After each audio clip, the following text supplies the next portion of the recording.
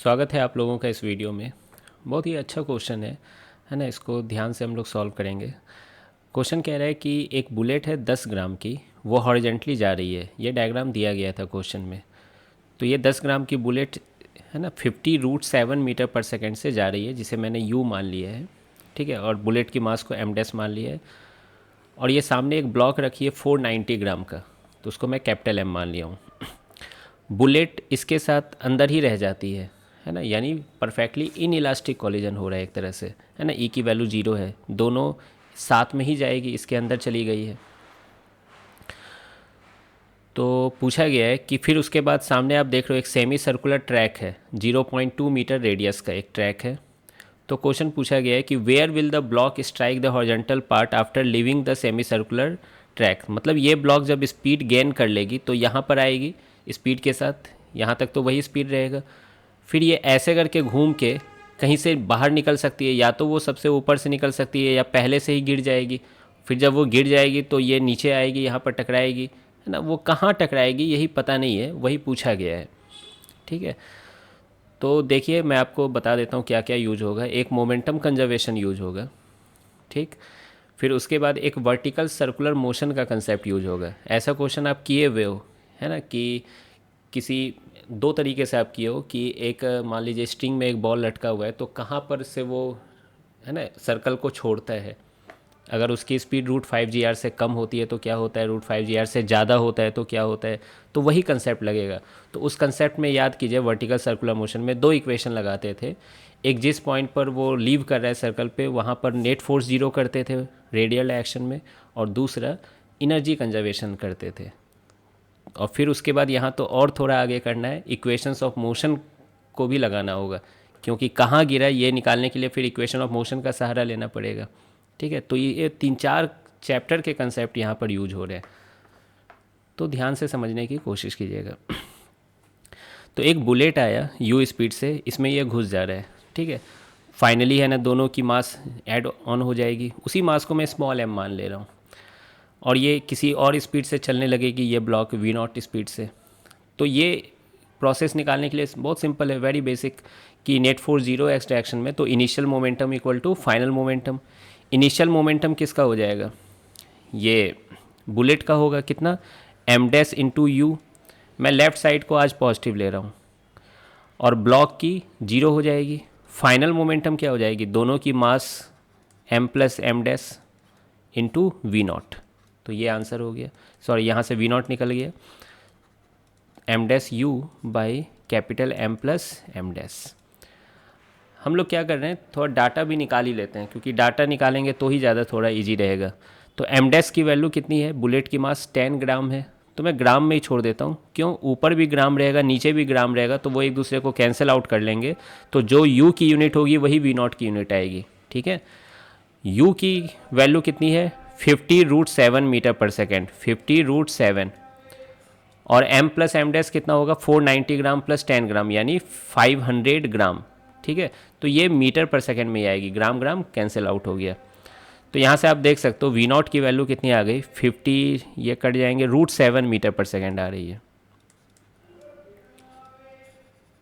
तो ये √7 मीटर पर सेकेंड आ गई। अब देखिए, यही जिसको मैं स्मॉल m मान रहा हूँ, है ना, दोनों का कंबाइंड मास स्मॉल m, यही जाते जा रहा है V0 स्पीड के साथ जाते जा रहा है, तो ये यहाँ तक पहुँचेगा, है ना। तो मैं उस सिचुएशन को यहाँ पर रिप्रेजेंट किया हूँ। देख लो, एक छोटा सा block small m V0 speed से आ रहा है, ठीक है, तो जिसकी स्पीड √7 मीटर पर सेकेंड है। अब बताइए ये कहाँ पर छोड़ेगा या यहाँ तक पहुँच जाएगा। काश यहाँ तक पहुँच जाता, कितना चीज़ें आसान होती, है ना, फिर एक पूरा परफेक्ट सर्कल जैसा फील देता। मतलब यहाँ पर उसके बाद आराम से, सॉरी सर्कल नहीं लगेगा, क्या कहते हैं, प्रोजेक्टाइल मोशन टाइप का फील देता, हॉरिजॉन्टल प्रोजेक्टाइल मोशन टाइप से। लेकिन ऐसा होगा नहीं, कि ऐसा मैं इसलिए बोल पा रहा हूँ क्योंकि मैंने सॉल्व किया हुआ है। तो V0 √7 मीटर पर सेकेंड है। सर्कल कंप्लीट करने के लिए, टू कंप्लीट सर्कल, जो आपकी मिनिमम स्पीड की रिक्वायरमेंट होती है ना, मैं एक फॉर्मूला यूज कर रहा हूँ पुराने टॉपिक से, √5 GR। ठीक है, आपने पढ़ा होगा वर्क पावर एनर्जी में ये वाला। तो √5 GR ठीक है, इतनी स्पीड होती तो कंप्लीट कर लेता सर्कल। तो मैं थोड़ा निकालना चाह रहा हूँ कि ये कितना आ रहा है।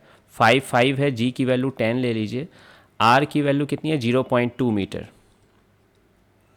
ठीक है, तो 5 टू 10 1 हो जाएगा, तो ये √10 मीटर पर सेकेंड आ रही है। यानी यू मिनिमम कितना आ रहा है √10 मीटर पर सेकेंड, और वी नॉट कितना है √7। तो आप देख सकते हैं here v naught is less than u minimum. क्या साफ पता चल रहा है यहाँ पर, वी नॉट यू मिनिमम से कम है, यानी वो सर्कल कंप्लीट नहीं कर पाएगा। ठीक है, फिर देखिए कि वी नॉट की जो वैल्यू है वो √2 GR से ज़्यादा है। √2 GR कितना हो जाएगा, अगर आप यहाँ 2 रखते तो ये √4 मीटर पर सेकेंड आता, यानी 2 मीटर पर सेकेंड। √4 ही रखो, कंपेयर करने में आसान रहेगा। ये मैं √2 GR क्या बोल रहा हूँ ये भी समझो, कि यहाँ तक पहुँचने के लिए मिनिमम स्पीड √2 GR होनी चाहिए, यहाँ तक पहुँचने के लिए। ठीक है, और यहाँ पहुँचने के लिए मिनिमम √5 GR होनी चाहिए। तो देख रहे हैं आपकी स्पीड √4 और √10 के बीच में है, √7 मीटर पर सेकेंड है। तो आप कहीं यहाँ तक पहुँच पाएंगे, और फिर यहाँ से सर्कल के साथ कंटैक्ट लूज करेंगे। ध्यान रहे यहाँ पहले आप कंटैक्ट लूज करेंगे, स्पीड जीरो नहीं होगा। ठीक है, ये सब वर्क और एनर्जी का कंसेप्ट है।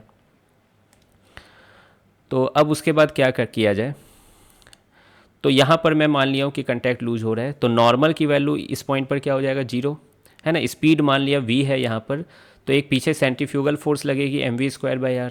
ठीक है, यहाँ पर अगर आप बैठ गए है ना रोटेटिंग फ्रेम में, ये सब जानते हो है ना, आप सेंट्रीपिटल के टर्म्स में भी सॉल्व कर सकते थे, कोई बड़ी बात नहीं होती है ना। नीचे mg cos थीटा लगेगा, नहीं mg इधर थीटा, ये तो mg cos थीटा कंपोनेंट लगेगा। तो आप ऐसे भी सॉल्व कर सकते थे इनर्शियल फ्रेम में, net force equal to mass into centripetal acceleration, mg cos theta equal to mv²/r। मैं है ना रोटेटिंग फ्रेम में कर रहा हूँ है ना, सेंट्रीफ्यूगल लगा के, तो यहाँ पर नेट फोर्स 0 बोलूँगा, तो नीचे का फोर्स इक्वल टू ये साइड वाला ऊपर वाला फोर्स। तो यहाँ पर आप ले दे के क्या लिखोगे, mv²/r equal to mg cos theta. M आप देख सकते हो कट गया, तो v² की वैल्यू कितनी हो जाएगी rg cos थीटा।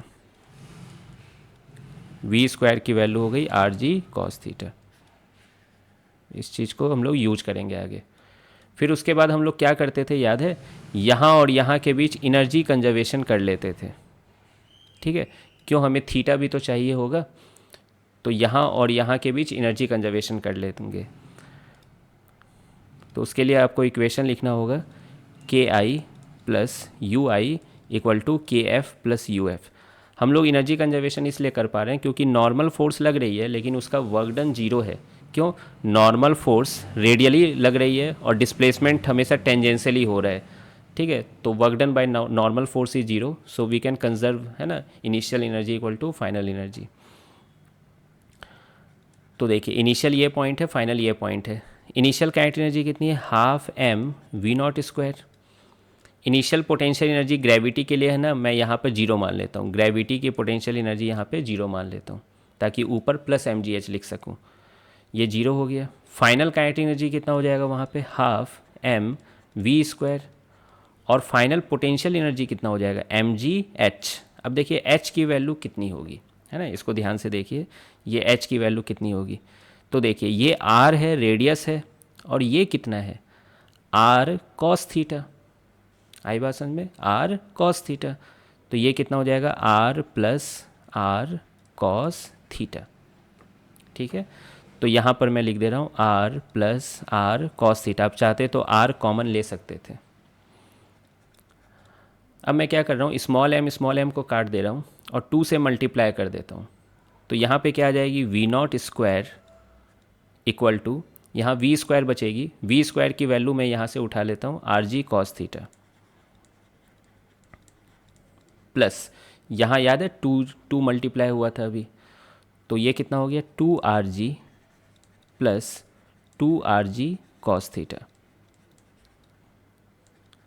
अब मुझे लग रहा है कि वैल्यू रखने का वक्त आ गया है ना। v0 है ना, rg कॉमन हो रहा है यहाँ पे, आप देख सकते हो rg कॉमन हो रहा है, या रुको बाद में रखता हूँ। v0² equal to 3rg cos theta plus 2rg। ठीक है, तो cos थीटा की वैल्यू कितनी होगी, cos थीटा की value v0² minus 2rg by 3 RG। तो ये कॉस थीटा की वैल्यू हो गई। अब रख दो, है ना, V0²/3 RG हो जाएगा ये, और यहाँ 2 RG/3 RG यानी -2/3। अब रख देते हैं, है ना, बहुत देर हो गया, शुरू में ही रख देना चाहिए था।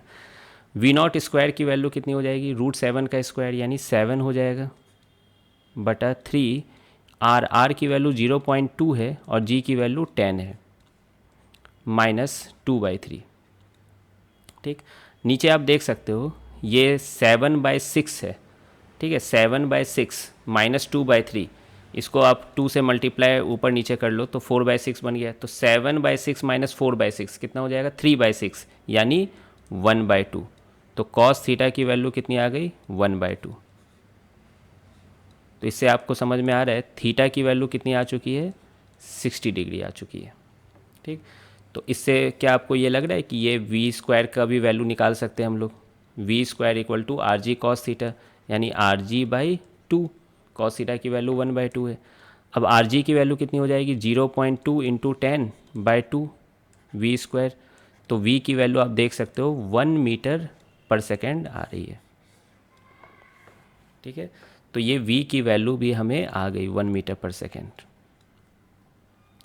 क्या अब आपको लग रहा है ये प्रोजेक्टाइल मोशन टाइप का चीज़ होने वाला है, ये ऐसे करके जाएगी और ऐसे करके नीचे आने वाली है। ठीक है, प्रोजेक्टाइल मोशन। तो मैं क्या कर रहा हूँ, सोच रहा हूँ कि यहीं पर ओरिजिन मान लेता हूँ, मतलब मैं अपना कैलकुलेशन इसी पॉइंट से, है ना, करूँगा। क्यों, पूछा क्या गया है कि वो इस ट्रैक पर कहाँ गिरने वाली है, तो मैं इसी के रिस्पेक्ट में बताना चाहूँगा। ठीक, तो सिंपल आप खुद से, है ना, एक बार सॉल्व करो, काइनेमेटिक्स के इक्वेशंस को लगाइए एक्स डायरेक्शन में और वाई डायरेक्शन में। चलिए मैं नेक्स्ट पेज में मैं खुद लगा रहा हूँ। तो एक बार ऐसे थोड़ा सा बना देता हूँ, ये ऐसे करके सिचुएशन है, यहाँ पर थे आप, ठीक है, और v स्पीड के साथ जा रहे थे, और ये थीटा के बारे में देखिए, ये थीटा है तो ये भी थीटा होगा, और थीटा अभी अभी आपने प्राप्त किया है 60 डिग्री। ठीक है, तो 60 डिग्री हम लोग यूज कर लेंगे, और ये h की वैल्यू भी निकाल लीजिए, r + r cos थीटा, है ना, cos 60 कितना है, 1/2 है, तो r + r/2 कितना हो जाएगा, 3r/2। ठीक है, r की वैल्यू कितनी है, 0.2 मीटर है, 0.2 मीटर, है ना, 0.2 मीटर, तो ये कितना हो जाएगा, 0.6 मीटर। ये देखिए शुरू में नहीं पता था, अभी पता चला ये सब डाटा, है ना। इनफैक्ट आप ये वाला भी डाटा निकालेंगे हम लोग आगे, है ना, यूज आएगा, अभी नहीं निकालते हैं। ठीक है, सरप्राइज रखते हैं इसको। तो ये 60 डिग्री से जा रहा है, तो देख सकते हो आप इसका कंपोनेंट क्या क्या हो जाएगा, इधर v cos 60 हो जाएगा, और इधर क्या हो जाएगा, v sin 60। ठीक है, v की वैल्यू कितनी थी, 1 है, cos 60 1/2, तो ये 1/2 मीटर/सेकेंड हो जाएगा, और ये कितना हो जाएगा, √3/2 मीटर/सेकेंड। और याद है अभी अभी आपने ये हाइट निकाली थी, कितनी आई थी, 0.6 मीटर आई थी। ठीक है, अब बताइए ये कैसा मोशन करेगा, प्रोजेक्टाइल मोशन करेगा। तो मैं ऐसे ही बना दिया हूँ, मैं श्योर नहीं हूँ कि कहाँ पर गिरेगा, मैं बस ऐसे ही बना दिया हूँ इसको। ठीक है, वैसे आंसर तो पता ही है वो कहाँ गिरता है, लेकिन मैं ऐसे ही बना दिया हूँ। इसी को तो रेंज कहते हैं, याद है किसी ज़माने में रेंज कहते थे कि यहाँ से कितनी दूरी पे गिरा। ठीक है, अब देखिए ये रेंज निकालना है मुझको, है ना, कैसे निकालूंगा, पहले वाई डायरेक्शन में s = ut + ½ AT² लगा दूंगा, सब कुछ वाई डायरेक्शन में। वाई डायरेक्शन में डिस्प्लेसमेंट कितनी है, यही तो 0.6 मीटर है, और नीचे है तो नीचे वाले को मेरी आदत है माइनस लिखने की, तो -0.6। यू वाई कितना है, ऊपर है u y, initial velocity y direction में प्लस में है, तो ये +√3/2 × t हो जाएगा। एक्सीलेशन वाई डायरेक्शन में क्या है, नीचे है g -10, तो यहाँ -10 × t²। अब देखिए इसको सॉल्व करते हैं, एक सेकेंड, वाई डायरेक्शन में डिस्प्लेसमेंट कितनी थी एक बार देख लेता हूँ। अच्छा सॉरी, यहाँ पे मिस्टेक हुआ है, यहाँ 0.3 मीटर होगा, क्यों, r की वैल्यू 0.2 मीटर है, तो 2 से 2 कट जाएगा, तो 0.1 बचेगा, तो 0.3 मीटर आएगा, इसको थोड़ा ध्यान रखिएगा, यहाँ मिस्टेक हुआ था, तो उसकी वजह से यहाँ पे भी थोड़ा चेंज करना पड़ेगा, 0.3। अब देखिए 2 से मैं मल्टीप्लाई करना चाह रहा हूँ, तो -0.6 = √3 -10 t²। अब इसको इधर ले आते हैं हम लोग, तो 10t² minus √3t minus 0.6 equal to 0। अब बताइए ये क्वाड्रेटिक बन गया, कितना गंदा गंदा डाटा दिया गया है, क्वाड्रेटिक बन गया। अब आप इसको कैसे सॉल्व करोगे, -b plus minus √b² minus 4ac/2a, है ना, जानते हो फॉर्मूला, मैं डायरेक्ट लिख रहा हूँ, √3 प्लस माइनस √b² यानी 3 हो जाएगा, प्लस प्लस क्यों होगा, 4ac होता है, c यहाँ निगेटिव है, ध्यान रखें, 4 इंटू 10 इंटू, चलो मैं यहाँ माइनस रख देता हूँ तो यहाँ पे भी माइनस होगा, बाई 2 इंटू ए की वैल्यू 10 है यहाँ पर। देखिए माइनस को तो हम लोग नेगलेक्ट करने ही वाले हैं, है ना, क्यों, ये वैल्यू देखना √3 से बड़ा आएगा। ये कितना हो जाएगा, 6 4 24, 3 माइनस 3 प्लस 24 कितना हो जाएगा, 27 हो जाएगा। तो ये कितना हो जाएगा, 3√3 √27, है ना, 9 3 27, सही है ना, बाई 20। यहाँ से आप देख सकते हो 3√3 प्लस √3 यानी 4√3/20। ये टाइम की वैल्यू कितनी आ गई, √3/5 सेकेंड। कोई दिक्कत है ना, इतना कैलकुलेशन कर चुके हैं, थोड़ा सा और बच गया है। अब ये रेंज कैसे निकालते हैं, याद कीजिए, एक्स डायरेक्शन में uxt प्लस ½ सॉल्व करते हैं, है कि नहीं। ux कितना है, 1/2, टाइम कितना है, √3/5, मगर एक्सीलेशन एक्स डायरेक्शन में तो 0 होती है, तो यहाँ 0 लिख दिया मैं। तो ये कितना है, √3/10 मीटर, इसी को तो रेंज कहते हैं। तो ये √3/10 मीटर आ गया है, ठीक, एक्स में डिस्प्लेसमेंट है। अब देखिए इत्तेफाक, आप देखिए इस चीज़ का, यहाँ पर मैंने बोला था ना, इसको मैं सॉल्व करना चाह रहा हूँ, ऐसे ही मन है, ठीक है। तो ये रेडियस r है, इधर cos थीटा था, तो इधर क्या होगा, r sin थीटा होगा, r sin थीटा। जब आप इसको सॉल्व करेंगे, एक सेकेंड, r की वैल्यू कितनी है, 0.2 है, और sin थीटा की वैल्यू कितनी है, √3/2 है कि नहीं। साइन 30 डिग्री साइन 60 डिग्री √3/2 होगा, 2 से 2 कट जाएगा, तो ये 0.1 इंटू √3 हो गया, यानी ये कितना आ रहा है, √3/10 मीटर, ठीक है। तो मतलब यहाँ से यहाँ की दूरी √3/10 है, और अभी अभी आपने देखा कि रेंज की वैल्यू भी √3/10 आ रही है, मतलब वो गिर कहाँ रहा है, यहाँ पर गिर रहा है, ठीक है।